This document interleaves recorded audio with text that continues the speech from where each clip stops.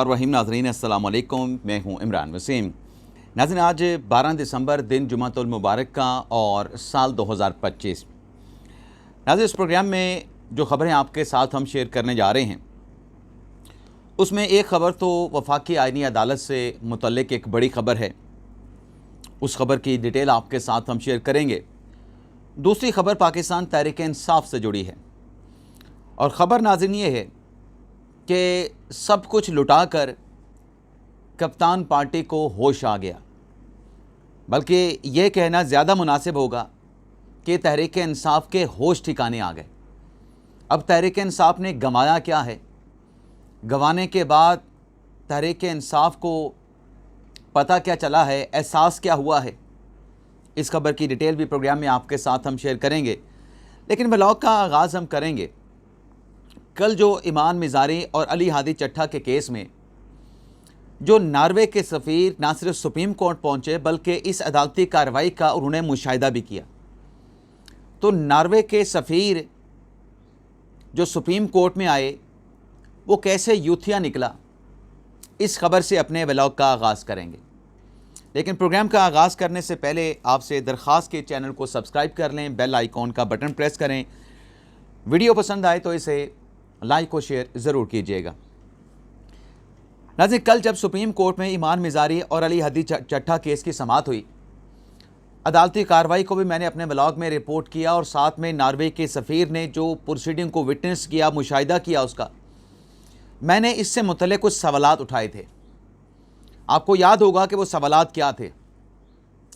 सवाल ये था कि नॉर्वे के सफ़ीर सिर्फ इसी केस को मॉनिटर करने के लिए सुप्रीम कोर्ट क्यों पहुंचे?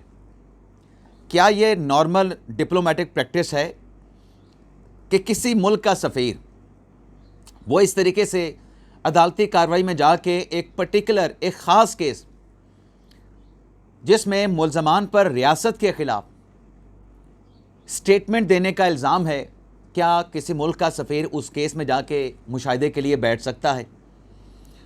और फिर क्या ये नॉर्मल डिप्लोमेटिक नॉर्म्स हैं? और फिर क्या वो पर्सनल कैपेसिटी में आए थे? ये मैंने सवाल भी उठाया। दूसरा सवाल ये था कि क्या वो ऑफिशियल कैपेसिटी में आए थे?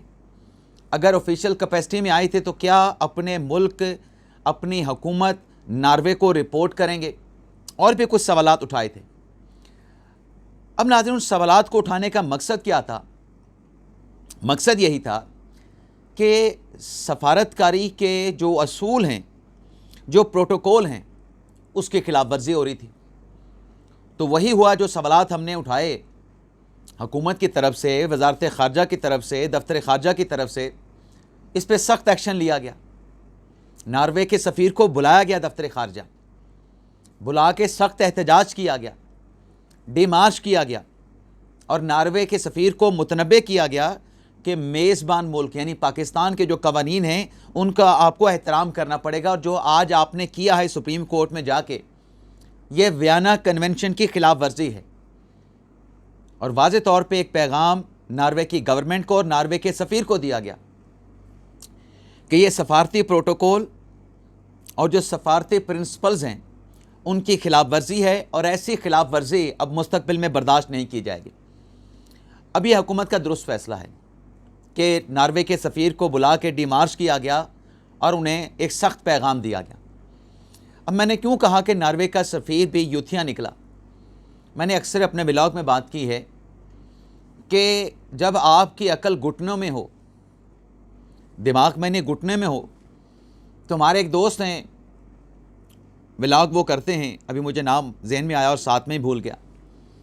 वो ये कहते हैं कि इनकी जो अकल है वो गिट्टों में होती है, बग़ैर सोचे समझे ये आगे चल पड़ते हैं और फिर बाद में इनको भुगतना पड़ जाता है। तो नॉर्वे के सफ़ीर को भी सुप्रीम कोर्ट आने से पहले ये सारी चीज़ें, ये जो सफारती प्रोटोकॉल होते हैं, डिप्लोमेटिक जो नॉर्म्स होती हैं, उनको देखना चाहिए था। अब नॉर्वे के सफ़ीर को किसने मरवाया, कौन उसको यहाँ पे लेके आया? ये भी कोई ढकी छुपी बात नहीं, वीडियो सोशल मीडिया पे पड़ी हैं। तो मुझे लगता है कि दिमाग का इस्तेमाल नॉर्वे के सफ़ीर ने भी किया। अक्लो पैदल थे वो भी, अक्ल से पैदल थे वो भी। अब तहरीक इंसाफ की कहानी भी सुन लें।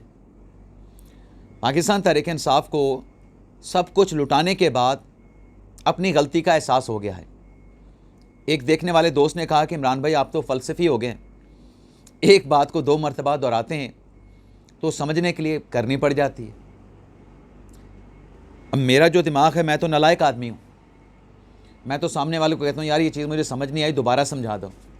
तो बाज़ औक़ात 2 मरतबा बात को दोहराने का मकसद ये होता है कि अगर समझ नहीं आई तो दोस्त को दोबारा से बताते हैं। आप हमारे दोस्त हैं, मेरी फैमिली हैं, भाई हैं, सारे बहनें हैं, बुज़ुर्ग हैं।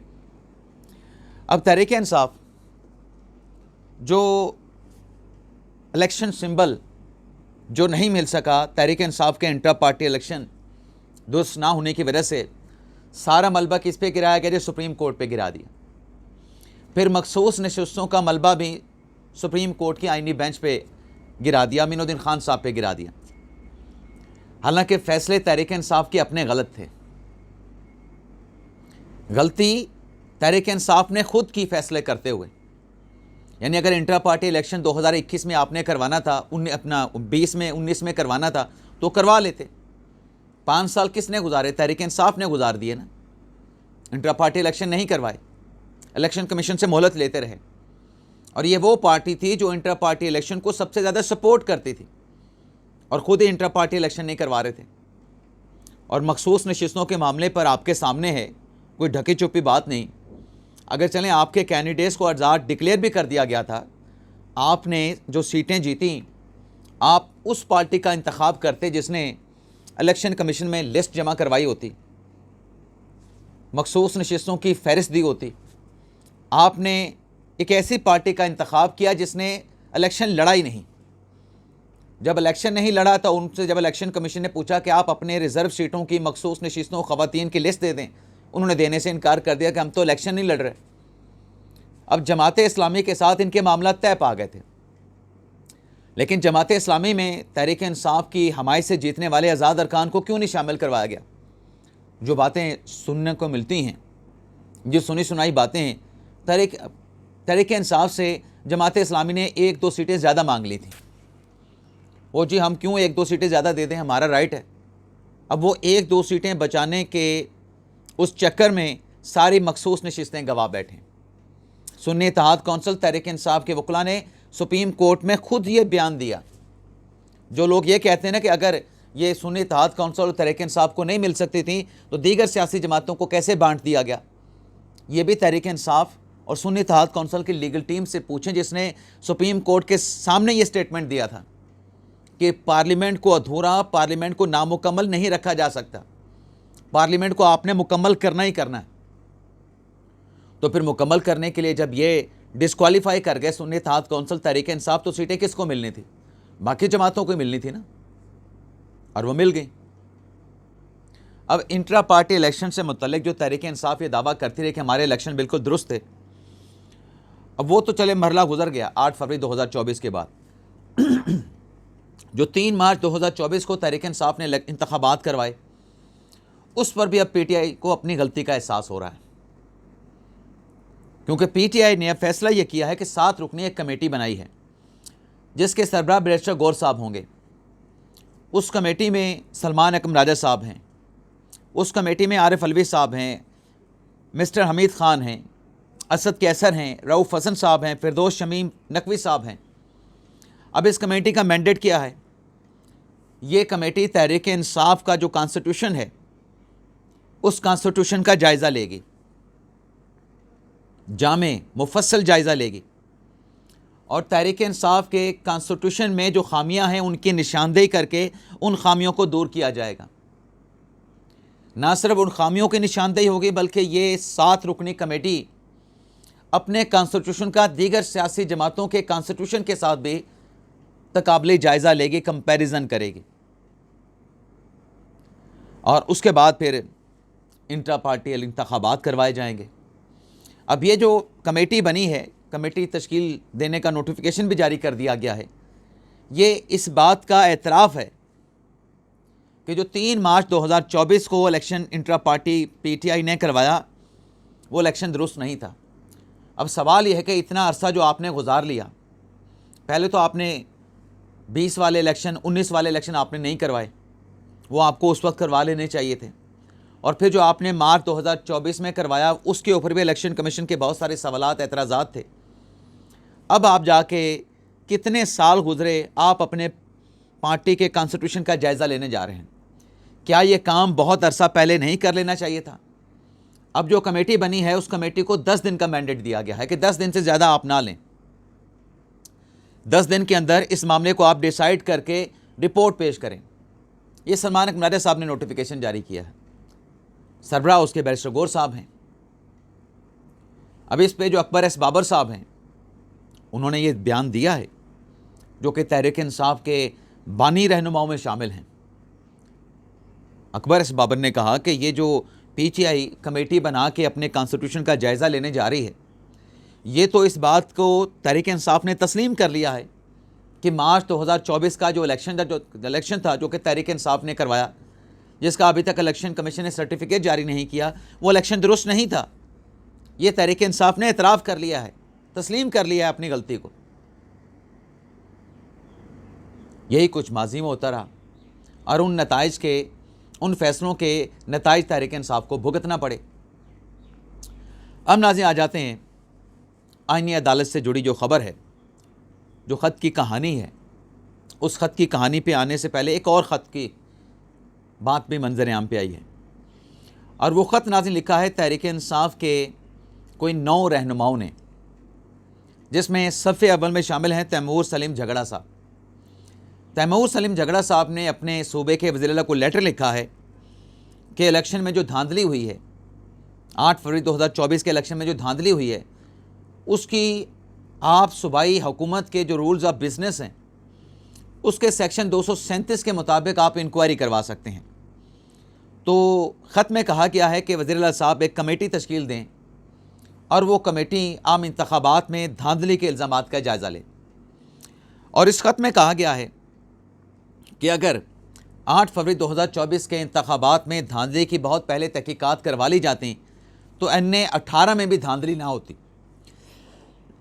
अब तहरीक इंसाफ के लोग ये लेटर लिख के क्या जवाब दे रहे हैं कि NA 18 में भी धांधली हुई है। अब NA 118 में मैं शायद कोई 10वीं मरतबा अपने ब्लॉग में बता रहा हूँ कि 1,24,000 वोटों के मार्जिन से हारे हैं। कैसे 1,24,000 वोटों के मार्जिन से हारे? जब 8 फरवरी 2024 के इलेक्शन में उमर अयूब साहब जीते तो वो 80,000 के मार्जिन से जीते थे। अब NA 18 में 9 मई के बाद जो कन्विक्शन हुई है उमर अयूब साहब की, अपनी सीट वो खो बैठे हैं। अब उनकी अहलिया शहरनाज उमर अयूब जो हैं वो 44,000 के मार्जिन से हारी हैं। यानी 80,000 की वो लीड ख़त्म हो गई जो पहले उमर अयूब ने हासिल की थी बाबर नवाज़ खान पे, और 44,000 की मज़ीद लीड जो है इनके ऊपर चढ़ गई। तो 1,24,000 वोटों से हारे हैं और कह रहे हैं कि NA 18 में धांधली हो गई। इंतज़ामिया इनकी, इलेक्शन का स्टाफ, महकमा तालीम का इनका, बाकी DPO इनके, DCO इनके, तमाम इंतज़ामिया इनकी, और ये कहते हैं कि NA 18 में हरीपुर में धांधली हो गई। हाजी एक बात वज़ीर आज़म शहबाज शरीफ साहब ने कही थी जनरल फैज़ से मुतल्लिक, इमरान खान से मुतल्लिक, वो बात दुरुस्त साबित हुई है।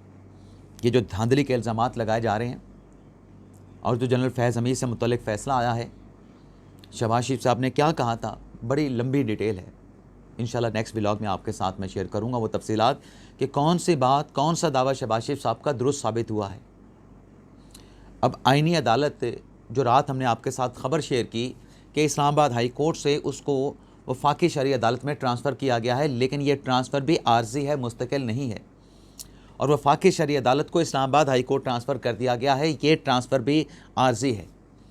बज़ाहिर तो ऐसा लगता है कि सदर साहब ने मंजूरी दे दी है, वजारत कानून ने नोटिफिकेशन भी जारी कर दिया है, लेकिन अल्टीमेटली जो कॉन्स्टिट्यूशनल कोर्ट है वो सुप्रीम कोर्ट ही आके बैठेगी और सुप्रीम कोर्ट की इमारत को ही वफाकी आईनी अदालत डिक्लेयर किया जाएगा। बज़ाहिर तो ये चीज़ें लग रही हैं, लेकिन आईनी अदालत जिस पर बहुत ज़्यादा सवालात उठाए जाते हैं, एतराज़ात उठाए जाते हैं, ये जी इस अदालत को हम नहीं मानते, इस अदालत में हम पेश नहीं होंगे, 27वीं तरमीम को हम नहीं मानते, अब वो जो लोग हैं जो 27वीं तरमीम और उसके ज़रिए तख्लीक पाई, क़याम अमल में आया आइनी अदालत का, जो इसको नहीं मान रहे, चले वो ना माने, लेकिन बड़ी डेवलपमेंट ये हुई है कि एक ख़त आया है वफाकी आइनी अदालत को, और उस ख़त में तुर्की के आइनी अदालत के जो सदर हैं उनकी तरफ से आइनी अदालत के क़याम पर और चीफ़ जस्टिस आइनी अदालत बनने पे अमीनुद्दीन ख़ान साहब को मुबारकबाद पेश की गई है। और नाज़रीन, हक़ाइक़ ये हैं कि तुर्की में जो आइनी अदालत बनी 1962 में बनी, हमने कितने सालों के बाद बनाई? 38 और 25, कोई 62-63 सालों के बाद हमने बनाई। तुर्की ने 1962 में बना ली थी, और दुनिया के 80 ममालिक में ये आइनी अदालत मौजूद है। और ये लेटर लिख के तुर्की की आइनी अदालत के सदर ने पाकिस्तान की आइनी अदालत से आइनी और कानूनी मामलात पर तावन की यकीन दहानी भी कराई है। अब ये नाज़रीन लेटर आना तुर्की की आइनी अदालत के सदर की तरफ से, यानी उनके चीफ जस्टिस की तरफ से, ये एक बहुत बड़ी सपोर्ट है जो आइनी अदालत को मिली है। इस ख़त से ना आइनी अदालत की ना सिर्फ जो स्ट्रेंथ है वो स्ट्रेंथ मजबूत होगी, बल्कि एक नई जो जजेज़ हैं उन्हें भी एक नई सपोर्ट मिलेगी, बल्कि एक नई सपोर्ट मिल गई है। तो ये नाज़रीन हमारा ब्लॉग, उम्मीद करते हैं कि जो डिटेल आपके साथ हमने शेयर की हैं आपको पसंद आई होंगी। आपसे इजाज़त चाहते हैं। अल्लाह ताला हम सब का हामी नासिर और अपनी ढेर सारी दुआओं में याद रखिएगा। पाकिस्तान जिंदाबाद।